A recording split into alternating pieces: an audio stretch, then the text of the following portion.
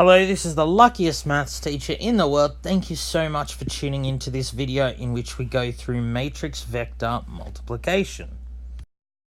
So by now you already know what a matrix is and what a vector is, but you might not have looked at multiplying these two things together. So before we actually go through how to do it, one thing I need to point out is that matrix vector multiplication is not commutative. So this means that unlike when you multiply normal numbers together, the order here matters. If you multiply things in a different order, not only may you get a different answer, it may not even be possible. So let's say I want to multiply together two matrices A and B. Remember, a vector is just a special type of matrix. So in order to multiply matrices, their orders have to line up. So let's say A has order m by n. So that means it has m rows and n columns, and B, let's say, is an n by p matrix. So it will have n rows and p columns. So in order for the product to be possible, these two numbers have to be the same. In other words, the number of columns in the first matrix has to equal the number of rows in the second matrix. So you can multiply together two matrices if and only if that is true, if the number of columns in the first matrix is equal to the number of rows in the second matrix. So if the product is possible, then these two numbers on the outside, they give you the size of the resulting matrix. In this case, it would be AB. So AB would be an m by p matrix. So if the two numbers in the middle are not equal, you can't multiply the matrices together. So that's AB. If I tried to do the other way, B times A, I'd be trying to multiply an n by p matrix by an m by n. In this case, what we see is that the two numbers in the middle are not equal here, and if they're not equal, I can't actually perform the multiplication. Okay, so as I said, matrix multiplication, which includes matrix vector multiplication, is not commutative. The order matters. So sometimes you will be able to multiply together two matrices one way, but not the other way. And that turns out to be the case for matrix vector multiplication. So remember, a vector, in particular a column vector, is an n by 1 matrix. It has one column and it has n rows. So if I want to multiply a matrix by a vector, that matrix will have to be m by n. So the number of columns in the matrix has to equal the number of entries in the vector. And if I have an m by n matrix multiplied by an n by 1 vector, these two are equal, so I can do it. And these two will give the size of the resulting matrix, m by 1. So what that means is when I multiply a matrix by a vector, I get another vector. So we're going to mostly be interested in multiplying a vector by a square matrix. You don't have to always use square matrices, but that's what we're going to do. So if we have a matrix A and we want to multiply by a vector x, we're going to look at n by n square matrix, so therefore x will need to be an n by 1 vector, and then the resulting product, which we'll call B, that will be an n by 1 vector. So you can't actually do this multiplication in the opposite order. You can't have x times A, because that would be an n by 1 matrix times an n by n matrix. It does turn out, however, you can multiply x transpose by A. So x is an n by 1 matrix, that means x transpose would be 1 by n. And then the resulting matrix would be transpose of B, it would be a 1 by n matrix, okay? So this is when you're multiplying a row vector by a matrix, you have to multiply the row vector first, and when you're multiplying a matrix and a column vector, the matrix comes first. We're going to mostly look at this first case, where you're multiplying a matrix by a column vector. So let's look at how we actually do this. So let's look at multiplying these two things together. So we have a 2 by 2 square matrix multiplied by a 2 by 1 vector. So the resulting product will be 2 by 1. So let's set up what it would look like. So I will have a matrix that has 2 rows and 1 column. So I will have an entry that goes in here and an entry that goes in here. So the way we multiply matrices together, including matrix vector multiplication, we go across by down. You multiply each row in the first matrix by each column in the second matrix. So this element here is the 1, 1 element. So what goes in there is row 1 of the first matrix by column 1 of the second matrix. There's only one column anyway. So how you multiply a row by a column is you line up elements, corresponding elements, multiply them and add all those up. So what I mean by that is, so the first elements get multiplied together. So I go 1 times 4. And then I multiply the second elements together. This one corresponds to that one, 2 times 5. So what I actually do is add all these up. So it's 1 times 4 plus 2 times 5. That is the entry that goes there. So because I'm lining up elements, that's why the number of columns in the first matrix needs to equal the number of rows in the second, because each of these needs to be matched up. If I had a third element here that was 3, there's nothing in this row to match it up with. That's why that product wouldn't be possible if the second matrix, the vector, was a 3 by 1 matrix. Okay, so that's the entry that goes in the first box. So in the second box, that will be element 2, 1, element in row 2, column 1. So it's row 2 by column 1. So I line up the first element, so minus 1 times 4. The second element's 3 times 5, and I add all these together.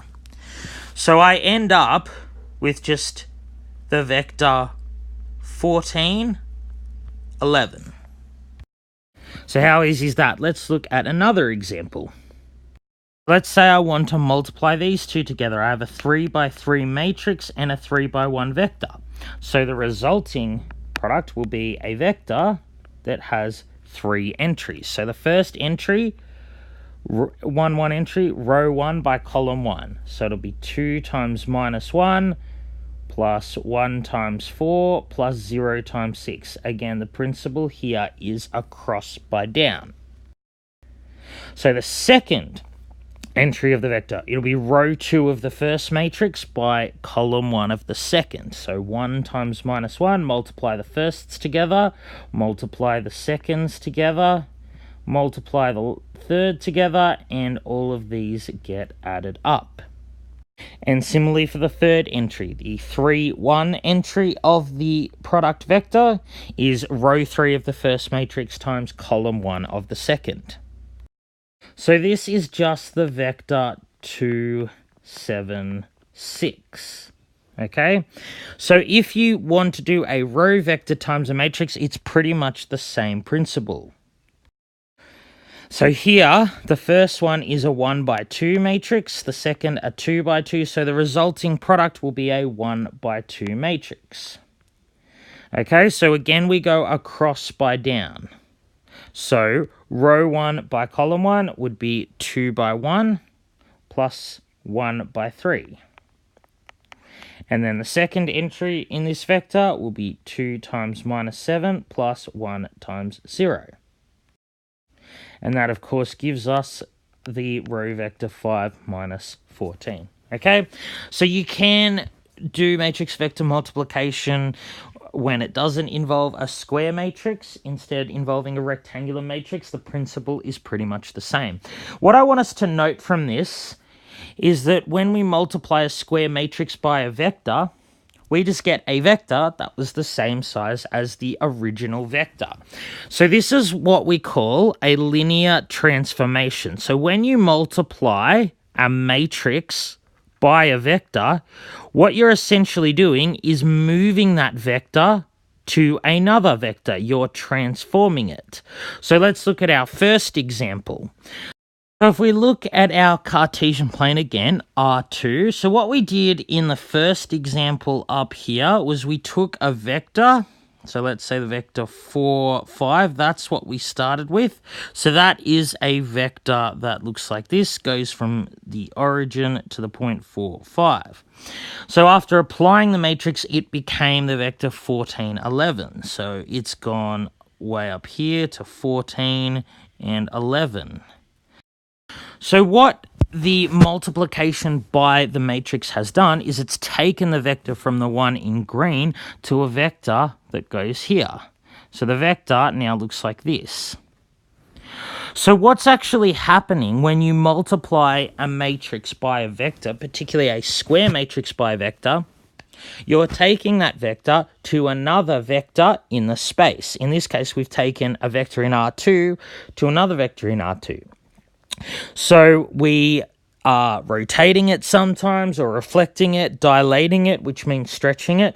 We're performing those transformations on the vector. That's why it's a linear transformation. It doesn't ever translate the vector because all vectors start at 0, 0. But multiplying a vector by a matrix can have the effect of rotating it, reflecting it, dilating it, one or more of those. It could do all three. Okay, so that's why we call them linear transformations. So now we're interested in what kind of vectors a given vector could be moved to. Let's say I want to multiply these two together. I'll call the matrix A and the vector X. Okay, so you know how to do this. It'll be a 3 by 1 matrix. The first entry is 1 times minus 2 plus 2 times 3 plus 0 times minus 4, and so on. So this is how you do the normal matrix vector multiplication, but I can write this in a slightly different way. So I can sort of view this here as its own vector. They all have a factor there of minus 2. So I can write this as minus 2 multiplied by the vector 1, 3, 5 plus, now if you look at the second set of numbers, they'll have a 3 in common. So I can take out a 3 times the numbers that are left, 2, 4, 6. And then lastly, the 3 numbers here have a factor of minus 4. So I can add, or if you like, add minus 4, which is just subtracting 4, times the vector 0, 1, 0. So what does this actually mean for the linear transformation induced by A? Well, because when I multiply A by a vector, I get just a linear combination of the columns of A. It means that any vector in R3, in this case, can only be mapped to another vector that is in the span of the columns of A. So what we need to do is start looking at this matrix A as the amalgamation of 3 column vectors. The first column is its own vector, second column its own vector, third column its own vector. Because remember, the span of a set of vectors is the set of all possible linear combinations. So whatever vector I put here, it must be mapped to another vector in the span of the columns of A. So a question I'm motivated to ask is, will any vector in R3 be in the image of A? So what I mean by that, let's say I have a vector, I'll call it B, that's 1, 1, 1. So what I'm saying is, does there exist a vector I can start off with that will be mapped to B? I might want to choose a different value for B. I might want to choose 2, 3, 2. And I want to know, is there a vector I can start off with that, when multiplied by A, will be mapped to B? I'm interested now in whether any vector in R3 has a vector that will be mapped to it. So this question is equivalent to asking, if I have the equation ax equals b, I know what a is, and you tell me what b is there a vector x that satisfies ax equals b? Is there a vector x that will be mapped to a given vector b? So what I'm interested in is, will there always be a solution to this equation no matter what your choice of be? But remember, for this equation ax equals b, if there is a solution, b must be in the span of the columns of A. That's what we decided before, because when I multiply A by X, I just get a linear combination of the columns of A. So how do we know if every vector in R3 will be in the span of A? Well, we've already covered that. That happens if and only if the set of vectors is linearly independent. So each b in R3 will be in the image of A if and only if the columns of A are linearly independent. So it turns out here that A has linearly independent columns, and therefore any vector in R3 will be in the image of A. So if you're not sure how A has linearly independent columns, that's okay. It's not obvious just from looking at A. So what you do to check how many linearly independent columns it has is you row reduce it. And if all of the columns are linearly independent, then it will reduce to the identity matrix 1, 0, 0. In this case, of course, it's the three-dimensional identity matrix. So because A reduces to this, then the columns of A are linearly independent. Let's look at a quick example where the columns of the matrix are not linearly independent. Let's look at this matrix here, A. So it turns out the first two columns are linearly independent, but the third one is not. The third column is just the sum of the previous two columns. So A doesn't have all of its columns linearly independent. So the columns of A are not a linearly independent set. What that means is the columns of A do not span R3, and that means that there will be some vectors in R3 that are not in the image of A. There will be some vectors B in R3 for which AX equals B has no solution. That means you can't start with a vector that will be mapped to this vector B. So some vectors B in R3 will be in the span, and therefore in the image of A, some will not. So let's look at what happens if we multiply A by some arbitrary vector in R3 whose entries are A, B, and C. So we know that this will just be a linear combination of the columns of A. So this is just what we saw before. But in this case, the third vector, 3, 1, minus 3, because it is just a linear combination of the other two vectors, it's already in their span. So this actually doesn't offer us any additional information. So we can cross it out. So the vectors in the span of the matrix will just be all vectors of the form A times the first vector plus B times the second vector. So it turns out that the span of this matrix here is the same as the span of this vector and this vector, the span of the set containing those two vectors. So because there are two vectors in the set, the span of those vectors is two-dimensional. So when we're looking in R3, what we have are three axes perpendicular to each other. So these are supposed to represent the X, Y, and Z axis. Sorry about my drawing. But what will actually happen is the span of these two vectors will be a two-dimensional object in R3. It will be a plane. So it'll look something like this. So the span of matrix A, the span of the columns of matrix A, I should say, is a plane. So it's like that red object, which is supposed to be a two-dimensional object in R3. So the black lines, as I said, are axes. So this is an example of a plane that's above where all the axes meet.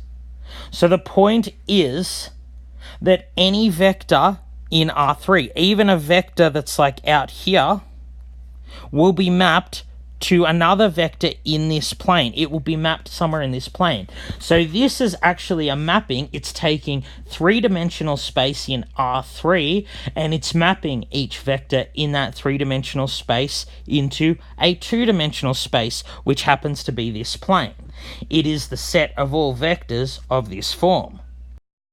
So that's why not every vector will be in the image of A. A vector out here will not be in the image of A because it doesn't lie on the plane that is the linear combination of these two vectors. So that's why linear independence is an important concept here in linear transformations.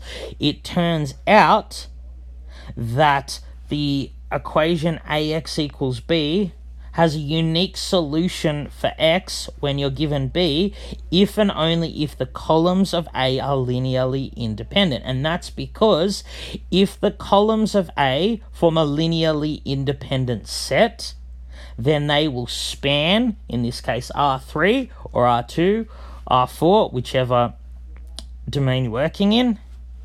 And that means that every vector in that space, R2, R3, or R4, will be in the image of A. So there's one more thing I need to go through quickly, but it's very important, and that is the kernel of a linear transformation.